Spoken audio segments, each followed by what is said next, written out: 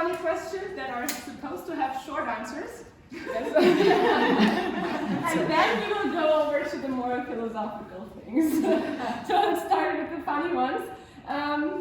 Would you like to coach Chris to an adult skating competition? Yes? No. Give an explanation, please. I might go bankrupt on the amount of beer I will need to supply. Good. Well, the next one also involves Chris. You mean to the judges, not to me. And to my Which animal is Chris to your lion and Stefan's zebra?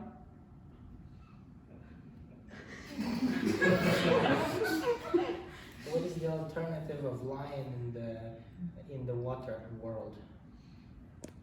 Shark. Dolphin. More like orca then. Yeah, like an organ. Orca. Good. As you revealed in another fan meeting, you have planned many plants, and you give them names. You already told us the name of your male plant, which I think was Bunsen or something like that. Buzen. Bunsen. What is the name of your female plant? Abba. Abba, like the band, Abba? Like, Yes. yeah. Good. It's called jade plant, whatever. I don't know the English name, but like in Russia we called it was called always money tree. Yeah. Slowly growing thing. Yeah. Yeah. So you have names for all of them? Yes. I have each my plant receives a name so that I don't forget them, appreciate them, and keep taking care of them with compassion. So how did you get to the names? Like when you see it? Symbolic. Like Buzen has a story because it was actually in the name of victory from a video game that I struggled a lot, and it's as a commemorative name. Abba because well it connects well with the Russian name for this plant, and Bonzi is because it was bonsai that went dormant. Then Stofa is another plant because Stefan gave me, and it's like this huge now. And Frank is it's like, I don't know how it's called, like cactus, not cactus. So it's like not itchy if you touch it, or is it? It's not really, but it has hard leaves. It grows like lotus, and in my case, instead of going sideways, it went up. Succulent. Yeah. So he's Frank. And last one, if you could skate to a Britney Spears program, what would it be? Would it be circus? I don't think so. Would you skate a Britney Spears program? If I am allowed to paint myself, then maybe I would consider that option. But paint yourself, like why would you need to paint yourself? It feels it has a very good rhythm, most of them, but it's very background music. Like it's great if you're going full flowing, doing something, and you just background it. Like most of the musics I find nowadays, they seem to lack the certain dynamics or certain like life of their own. Some music you will stop and listen and keep listening and discovering something new. It will be a music that you just enjoy and you get in the mood and you want to do something else. So, and even though I really like or used to listen a lot of Britney Spears and more pop musics, today I stick to classics, to jazz, to something that has also lyrics that are, if not inspirational, that are at least soft and allows me to relax in a way or find certain ease. So now I'll pass on to the people here. We have 6 fan questions, and I'll start with Elena. was wonderful to see you compete again in Finland after 6 years. I hope you can come back again sooner. My question is, how much your previous free program was obviously ballet inspired, and you mentioned you worked with a dancer. And my question is, how much ballet do you do as off-ice training, and how do you think about that? Apply that to your skating, like both mentally and physically. Ballet and figure skating has a lot in common, but it's also, they're fundamentally very different on the posture, particularly towards the more open leg rotator muscles. But definitely, I used to do a lot of ballet when I was a kid, and well, it sticks. Like even as in ballet career life, you have multiple stages when you kind of relearn the ballet. The same happened in figure skating, and in a way today, through understanding better the body and muscles and what I actually need in figure skating, I find that it's one of the best practices to do it, not doing it for the sake of ballet. Like, you take the best pieces out of it, and this artistic fluidity, lightness, and attitude, and ability to maintain this high alertness for quite long and just go through it, this is something that is positive. But if you go to the extremes of it, it's not applicable on the ice. So I don't practice normally on a weekly basis. I just do some of the exercises more related to Pilates, actually, that keep me in shape. And since I practice and do plenty of things to stay physically active and ready, when I have then sometimes like short blocks of, let's say, 5 lessons in a week or something, once few months, I don't really lose anything, because the understanding is there, certain skill is there, and definitely the attitude and mindset is there. So then it becomes kind of easy in a way, because ballet and figure skating, it's basically the elements or movements or blocks that go in different assembly repetition. So it really, once you know the basics, it's quite like you can construct yourself however you want. And basis is like very strictly outlined, and I did so many times that it's like second nature in a way. Of course, not with the same quality towards ballet, but with a much better application towards skating. Wonderful answer, thank you. Okay, Maria. Yes, hello. So also, thank you very much for what you did here. And so you said you wanted to write a book this year, and since you always say very interesting things during interviews, I was wondering if you would consider writing a biography, or would you like to tell us some more about what you had in mind? I had in mind down the line, when I'm done skating, to prepare not biography, but rather like a workbook or something that could help. All right, I'm going again to the beginning of the answer. So, not long time ago, well, I got into the reading books a lot, and I was at some point very curious about figure skating. What are other mentors, other people that actually went through it, that they wrote something that I could read and apply?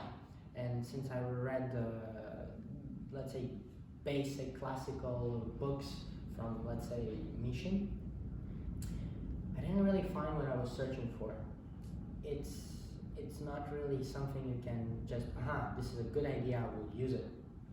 So, and my aim is, if I'm going to produce some sort of book regarding figure skating, it will be exactly my opinion of what worked and what didn't work, because of course you experiment and try things, and put it all that it can ease up certain steps that you don't really need to walk. Like, let's say with the ballet, not many people say, but you have to warm up for the class. And sometimes the teacher is very generous and you spend first 25 minutes to warm up your body before the lesson. But in many cases, particularly if you just take a lesson, you go directly towards the bar and you do the work.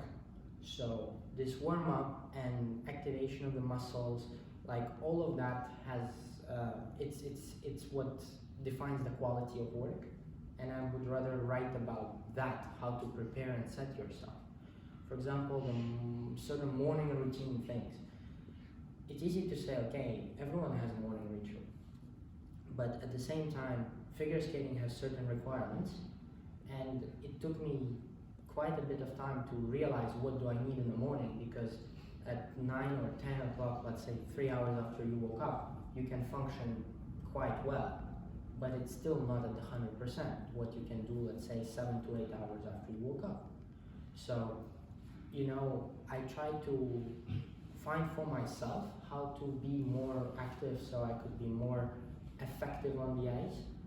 But like, if I would write something, it would be about how to accelerate that process and how to set up yourself through understanding of certain key aspects that need to be matched in my case. They may be different for everyone else, but I will speak on my trials and errors. And the same thing goes, for example, about mindfulness, meditation, and things like that. It's something that I am exploring, and something that is very difficult also to pursue because it's vague. It's not exact science. And I read quite a few books at this point from different authors, different philosophies on the same subject. And it's only through piecing together those things that I finally start to get certain personal picture of it. And it's not something you can fit in one book, you know. So I don't think it's super important to write biography as what you did when you did it, but rather more what you felt, how you were going through this challenges or victories of your journey. Because in the end, we all want to experience emotion. We want to experience certain positivity out of it. And even in negative situations, there is always the way to nourish the positive growth. And my personal curiosity lies more towards this kind of channeling all this energy towards a better. And if I write the book, it would be about dealing with whatever facts you have and finding the proper way to readjust, to rally up and face the difficulty again and persevere, if not through raw physical determination, then through a certain easier attitude, like effortless movement, effortless, like path of least resistance. So it's not exactly the biography. You stick with the reading question then, I think, Lisa. Yeah, sure. So I have a follow-up book of question. It's actually from Kinga, who sends you a lot of books but couldn't be here today, so I'm her representative here. And her question is, what book should we put on our 2023 reading list?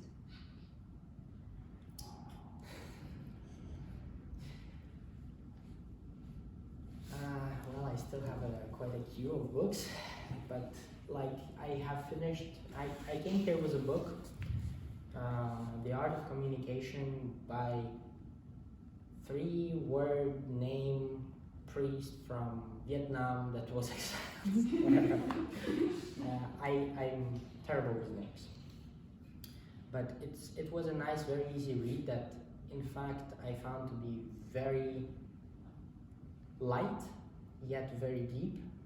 And I am looking forward to order in very close few days the other books, because he I think wrote like 15 books about anger, fear, and many other aspects. And he is connected with Buddhism more. So I'm very eager to read currently this topic. But I think I would love to, since I am making my own efforts to write some sort of novel. I would love to get more probably read more of a not intellectual book. That's the wrong way to put it. Like a book that is more of a story, that is less about functional use, and yeah, like a nice, ideally like a whole universe, kind of not one book, like something that I could continue and develop my own current out of it and branch it out in my virtual reality. So, Okay. yeah, I know it's difficult, but Good advice, I think. Anna? I wanted to ask if you would, well, first Koshiro has said that he would like to skate a program with you and Stefan sometime, and if you would like to do some kind of a collaboration program together. And then what skaters would you, if you could choose to work with anyone in a show or something, would you like to skate a duo or group number with? it's quite hard to manage yourself. And skate with someone, it requires a different connection. But well, I don't see how it's feasible yet. But if I would just shoot off the bat, like Satoko Miyahara, I deeply admire her skating, and I saw the work they did together with Shizuka and Stefan. Like, to me, that performance felt like a very nice basis to start from. And I mean,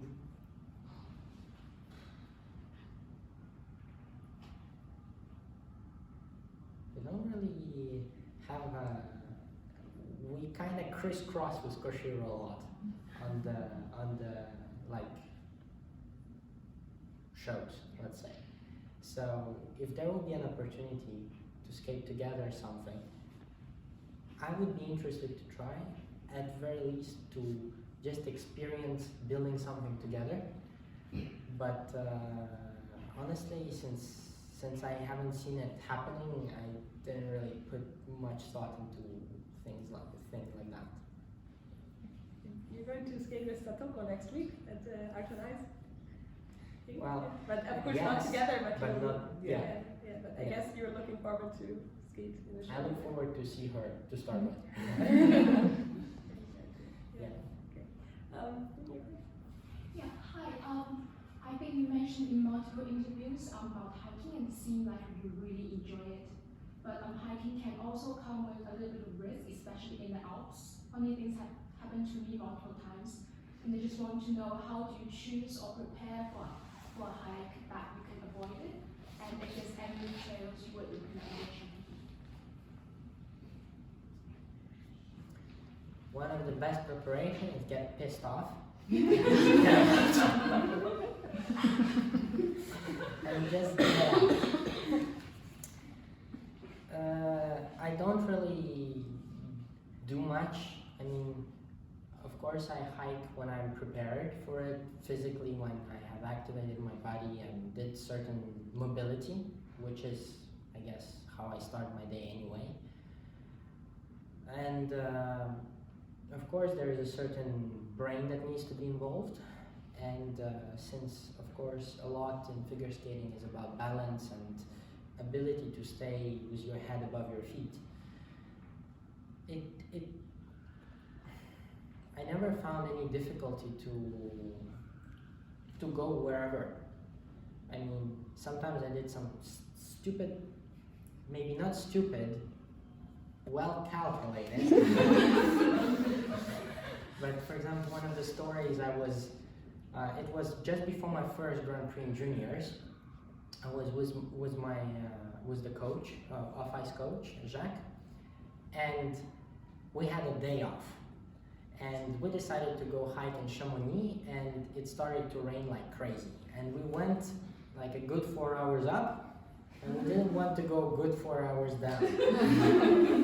And since the slope was very, very steep, and of course there was a lot of trees and the pine trees, and they left the dry needles over the seasons, and in the dirt there was no like bushes or any vegetation, and it was very wet. So we decided we will slide down. So we were literally sliding down from tree to the tree to the tree to the tree in like weird a bit pattern. It was dangerous, very not smart. Ingrid gave us hell, particularly to Jacques. But this is kind of, in a way, sometimes to go, you know? Just wing it. Another time we were surfing on the rocks because we were like just by the when it starts, the rock starts, there's a ton of rocks that occasionally go down, and we didn't want to go down long way, so we decided just to go together with the rocks. You know, it's those kind of experiences that in a way extreme, they keep us also on the toe. Like, I think that the worst thing you can do when you are out in the nature is to lose connection with nature. Like, even when you walk, or maybe it's because I got very into the mindfulness and meditation, but it's like you live and you can feel yourself. You exist with part of it outside and a big part inside. Does that make sense? Yes, it does. Yeah, but it's like never lose your breathing, never lose your inner tension. And because of that, even if it's something weird, usually one of the best ways is to pick up the speed and stay light on your feet. So I don't know. I know that when you're just 8, it's not good to walk, but often if I do something not smart, it's because I'm emotionally unstable and I just go. And also there is a certain level of, even if you get a little hurt, like we twist our ankles or do some sort of micro injuries very often. So we work a lot, and partly because of the preparation, it becomes way easier to commit to something like this and treat it with certain ease in mind. And also, as an Olympic athlete, I am not, by law of my country, I'm not allowed to participate in some extreme sports. As well, I am kind of working toward for Latvia in a way. So because of that, of course, there is a filtration of what I can do and what I cannot do. And hiking is one of the few things I can, and I appreciate it every time. So because of this probably big worth for me, it helps never forget how much I like nature and how much I enjoy spending time outdoors, especially when I get bogged down with too many things indoors. Yeah. And about new trails, well, last one I just decided I will go 90 degrees from the trail. So and I climbed quite a steep thing to realize I ended up nowhere. And in front of me was a rock and I had to go back. So, but it's all about the exploration. You just got bored of walking on one thing, you went the other way. And as long as you keep finding, or more or less have an orientation, you will be fine. I mean, Chris still doesn't believe I went to France on foot. I did that too, by the way, cross-country. It's not that hard. But where did you go? Like up where is the ski slopes, or completely out there over the mountain ridge? Actually, I think we did both. We did the Col du Cou, and then, like, I think that's the border. And But- yeah. But if you imagine this is a village, Yeah. you went this way towards France. Yeah. I went that way. Like there is this white teeth, Yeah. and then there is this kind of whatever there is past, and then there is continuation. And France is all around there.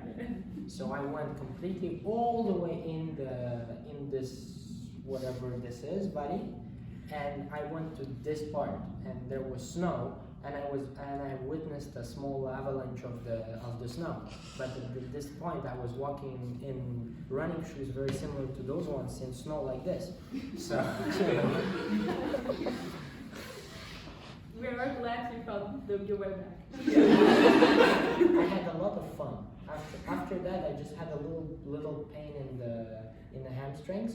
But other than that, walking in the snow like this, when you step and you basically go into the snow every time, it was an experience. It's like workout, right? Yes, it was challenging because, well, snow really bugs you down. Alright. Thank you. Okay. Yeah. So this season you are skating your free skate to one of the masterpieces of classical music, to the Dvorak Symphony, and I would like to know how and what was your first contact with classical music? What is your favorite composer? And what music you like to listen to preferentially in your free time? Okay, how do I came in contact? This is the first one. Nutcracker. There is the very nice, I don't even think it's Russian cartoon, but I mean Tchaikovsky, it's something that was very, like, from where I come, I started to listen to music with my grandfather and grandmother, and back then it was difficult to find, like, just to come across music, because, well, post-Soviet times. And one of the few that my grandmother liked was Nutcracker, and I guess that's how I started to like that any classical music, just because I heard it and because my grandfather, he was mathematician and physics and loved chess, so he really enjoyed listening to classical pieces for, I guess, brain function, and it somehow sticked. Then second question was how I chose the music, right? It wasn't really much of a choosing. I wanted to skate to that, the main theme, the big one. Yeah, I wanted to skate for it because I deeply enjoyed it, the power, the energy, and then Steph was trying to squeeze in 14 minutes and 4, so and then just the idea of work or other focus was to make something different, and different maybe not in a way that it's super different, but in the way how the effort was dislodged throughout the program and how it builds up and builds up and builds up and builds up till it crashes. Because generally speaking, if you look from a bird's eye view on the modern day programs, there's a first block, then there's a coffee break, then there's another block, and then there is, let's put everything we've got because we want the GOEs. So, or components. And in a way we really wanted to avoid this setup, and that's why yesterday was not probably very rushy, but it's like you go, and then crash.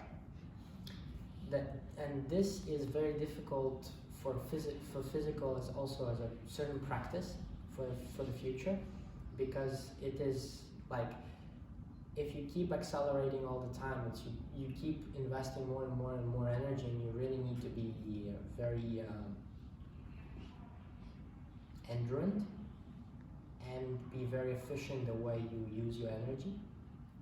So that was a little bit of a challenge, but also a little bit of a initial thought behind it.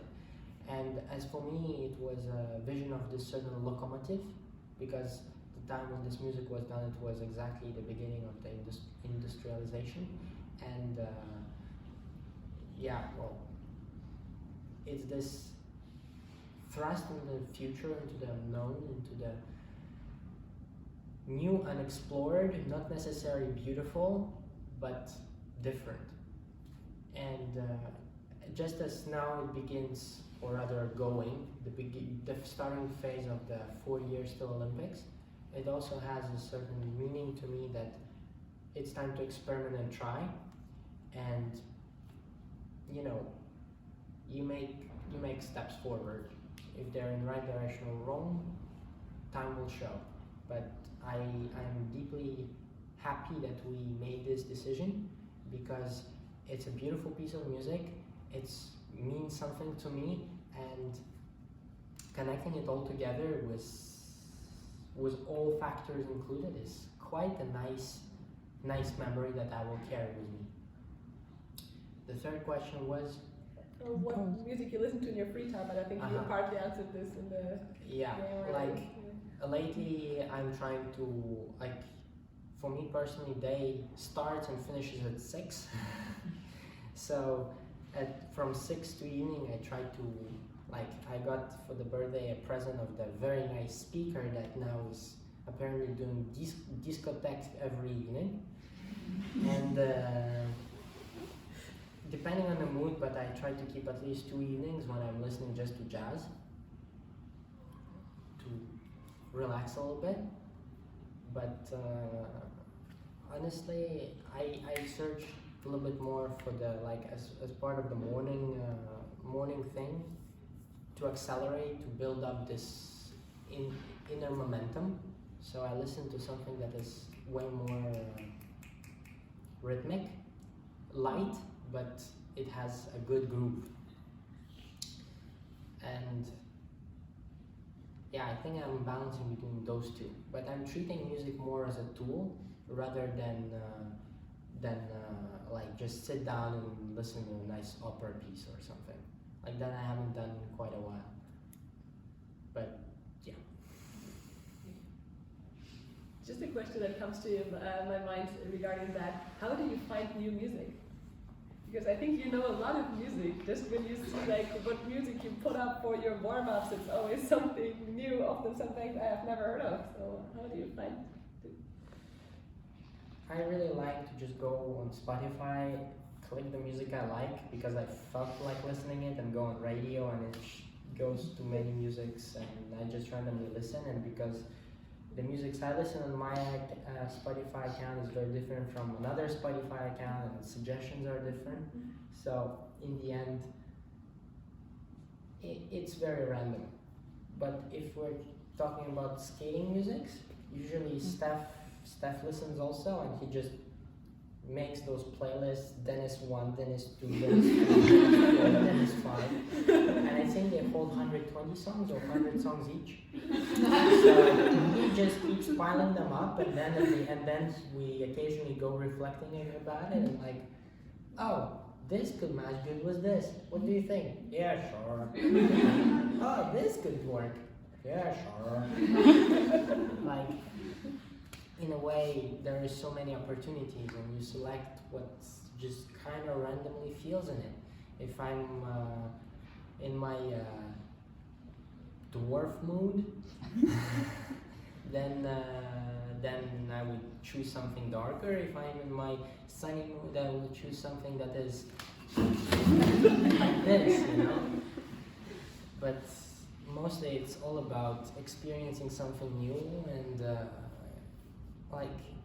like with this thing, it was something about subtlety, something that I really like. But as I said earlier, like, it's too easy to go silly and comical, and that is not at all what I aim for. And this is something that I need also to practice and experience.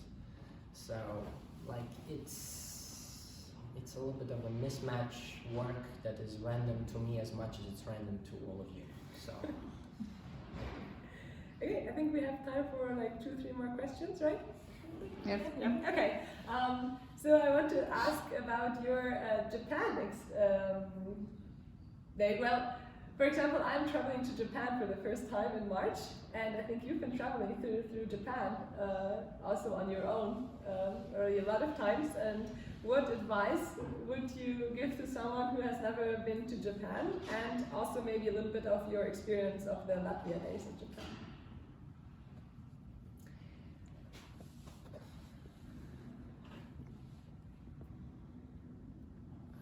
I'm trying to frame the answer. No, take your time.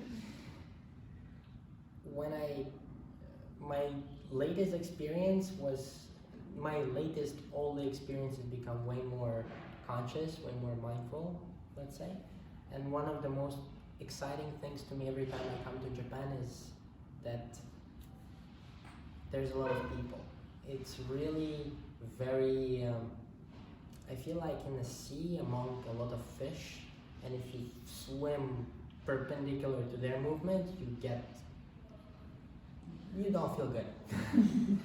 So, and one of the best advice I can say, if you see the living wall of human beings, just follow the direction they are going, not oppositely.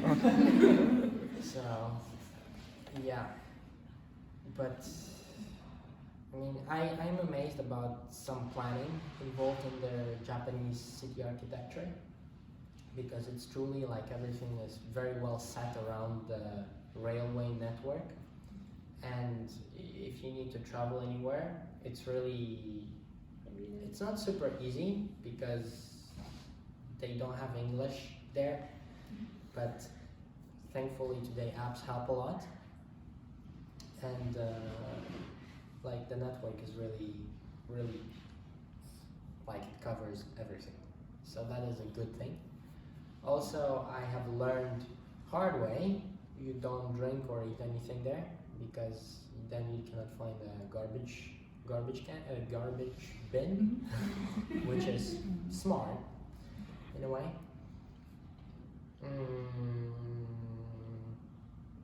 Starbucks is very good there. Probably the best Starbucks I had ever witnessed, experienced, saw, or any coffee to that point, or any small cafe is in fact in Japan, because it's just the ethics, the work ethics, the just tidiness, neatness, this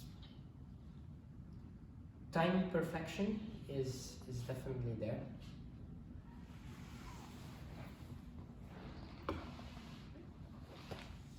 Any site that you visited that you say, yeah, that was There's a really lot, impressive? because Japan is very, after Meiji restoration, it's like there is a part that is super new and modern and flashy and wow, and then there is a part that is, to me, wow, of the something old, authentic, very deeply rooted in the culture. And you can sense why it's so appreciated if you also know a little bit about the history of the people of, yeah, like, it's hard to put it. You can find everything you want to find there, but at the same time you can get really lost in all of it. It's really a matter of just trying and experiencing it. But however it happens or you do it, just be positive about it. Definitely. Definitely. I mean, it's a complicated question to answer with certainty, but just go with the flow. yeah, I would love to say that, but I don't really experiencing myself go with the flow. So, like, yeah. It's good to carry on a written note or something, physical copy where you're staying and you're someone to call in case you're in deep trouble. that part I deeply advise, because yeah, English is not yet there. Yeah, thanks a lot. I'll definitely follow that advice. Some words about these Latvia days in Japan. Like, I actually really enjoyed it. It was my first trip without really of such a heavy purpose. and I appreciate it very much. We had fun, and just meeting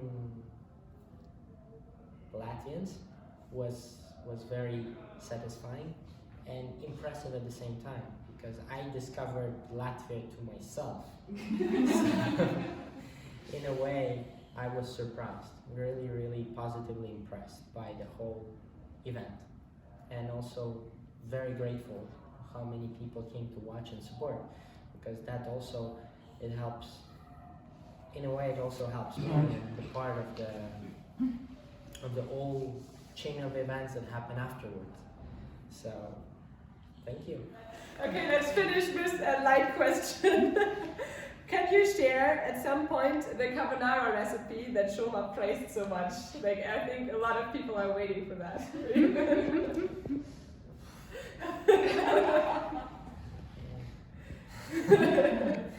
Well, there is Like the secret.